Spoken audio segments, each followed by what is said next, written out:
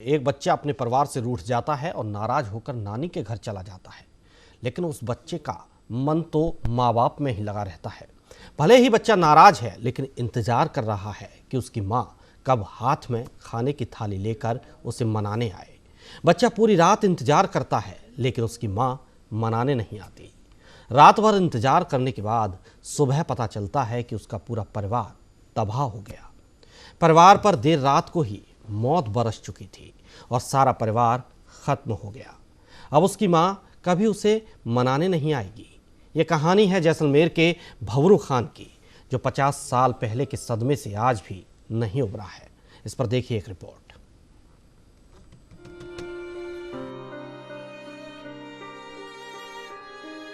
आप कभी जैसलमेर के रामगढ़ गांव जाएं, तो आपको अचानक जोर से सीटी बजने की आवाज सुनाई दे सकती है।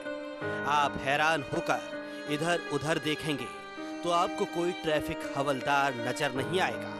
हाँ, साइकिल पर आर्मी की वेशभूषा और सफेद पगड़ी में एक आदमी जरूर नजर आएगा, जो गले में लटकी सीटी बजाता हुआ गुजर जाएगा। लोगों से पूछेंगे तो कई उन्हें पागल बताएंगे और कई उस पर हंसते हुए दिखेंगे।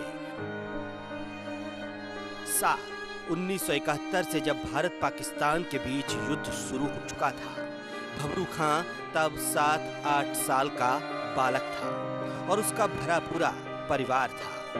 पाकिस्तान के युद्धक विमानों ने भारत की पश्चिमी सीमा के भीतर आकर बमबारी भी की। ऐसे ही बमबारी की एक खौफनाक रात रामगढ़ ने भी देखी, जिसमें उसके माता पिता, भाई बहन समेत सारा परिवार मारा गया। खेरू खां हमारे रामगढ़ का निवासी है और 1971 में जब रामगढ़ गांव में बम्बार्डमेंट हुआ, उस समय भवरू खां का परिवार उसमें तबाह हो गया। भवरू खां अपने माता से नाराज होकर पास में ही घर नानी का था तो वहाँ चला गया और बच गया। और उसके बाद में भी भवरू का दुखों ने पीछा नहीं छोड़ा और भवरू खां करीब करीब दुखी ही रहा। बाल बच्चे भी भवरू खां के नहीं हैं और रामगढ़ के सभी बाशिंदों को जमीन अलॉटमेंट हुई, पर भवरू खां को वो भी जमीन अलॉटमेंट होने के बाद में भी कब्जा भवरू खां को नहीं मिला।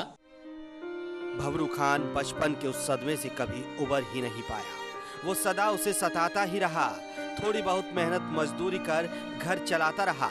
कुछ दिनों बाद भवरू खान एक नए अवतार में सामने आया। उसने सेना की वर्दी पहनी, फौजी बूट, हाथ में डंडा, तुर्रेदार पगड़ी और गले में एक सीटी। लगता जैसे अपने परिवार के हत्यारों का बदला लेने वो सैनिक बन गया है। तो गुस्सा आ गया। गुस्सा आने के बाद मैंने ये सब चीजें और फिर गए। फिर हमार जो एक गाय बची, एक बछड़ा बचा, जो गाय हमारे घर में थी वो बच गई।